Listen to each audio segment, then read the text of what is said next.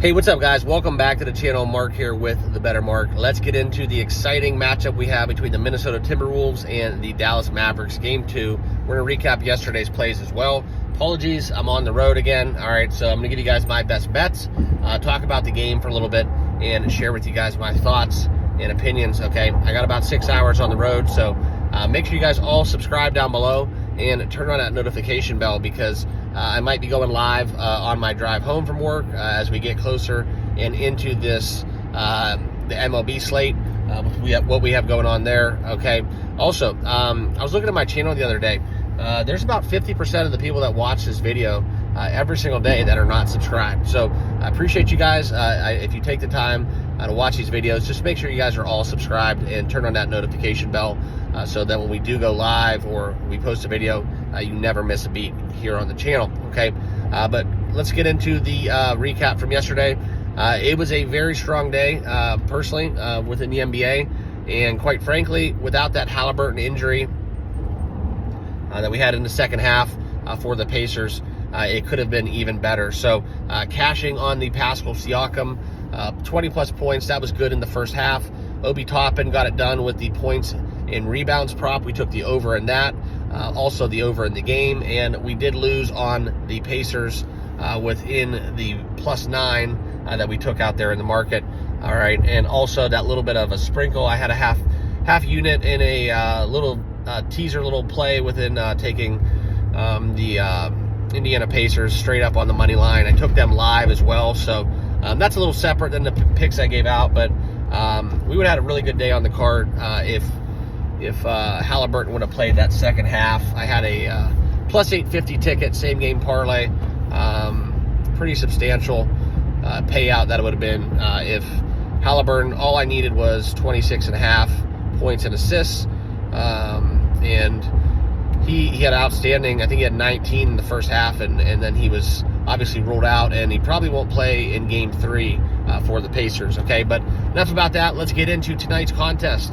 This is the electric, probably my most favorite matchup, I guess, that we could have gotten, right? Outside of last series when we had Denver and Minnesota, that was a good matchup too. But I don't know if you guys caught on to this in game 1 and 2, but or game 1, I'm sorry. The Minnesota Timberwolves looked a little dead, okay?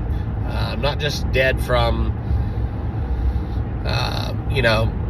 losing, but like they were gassed. I think they were gassed. That was a very, very not just physical but emotional series, I think, against Denver, and I think it was taxing a little bit, and that showed in game 1. Now what's been happening in the NBA is we have been having a lot of the zigzag go down, okay? So the statistics are there, the trends are there.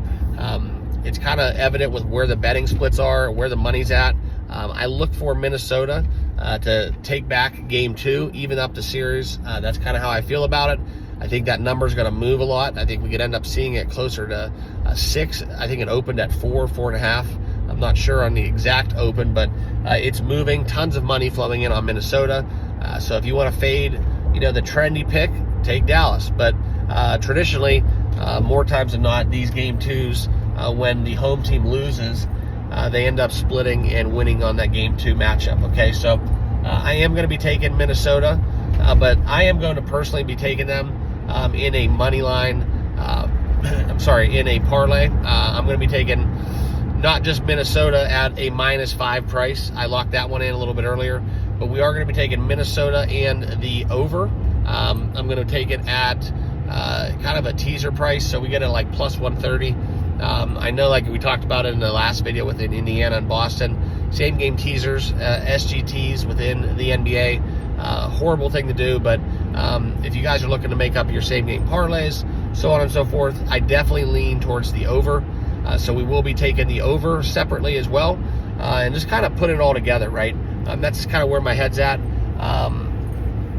right? I like Minnesota. I like the over. And we're going to mix that all together a couple different ways and formulate the best bets that we can come up with. Some of the game trends that I also want to get into, Anthony Edwards, one of the things that I've noticed is he's had to have I know if you saw the trash talking, right, with Kyrie, he's guarding Kyrie on defense. Okay, so offensively, I think, despite knocking down some threes, defensively we've been seeing a little bit of a regression. Speed check reported ahead on I-76 cops West. are out and about. But no, what we're seeing from him is definitely more so. This is a Kyrie series. The points, rebounds, and assists for Luka, I think, are still down.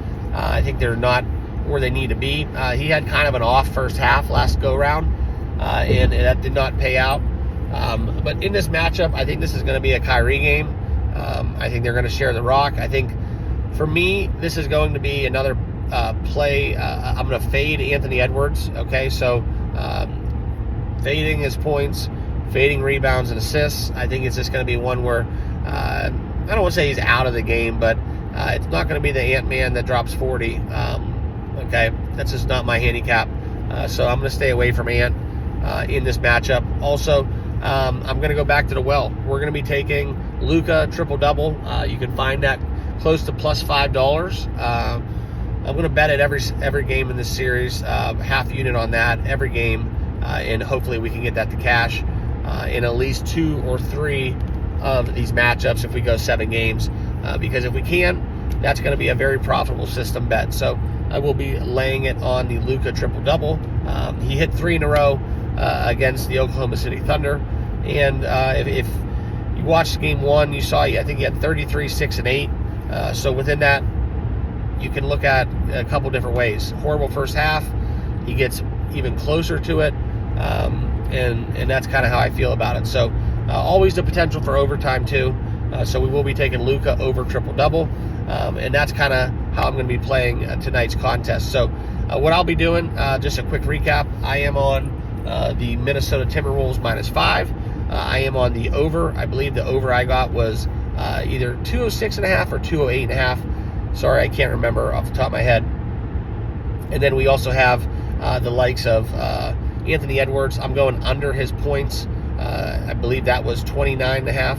And we took the Luka Doncic triple-double. So those will be my 4 picks for the day.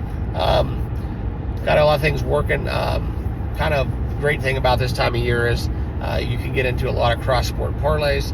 The worst investment in sports gambling, but they're always fun on a Friday night. So just wanted to keep it real with you guys.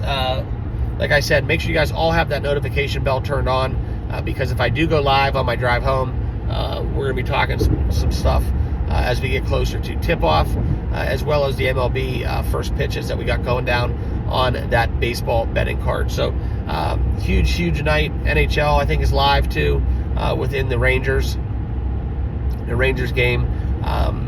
This is going to be Rangers-Panthers. So very exciting weekend. I hope you guys are all have some good fun plans lined up, watching some sports, cashing some tickets. That's what it's all about. So appreciate you guys. Thanks for watching. Subscribe down below. We'll see you in the next video. Peace.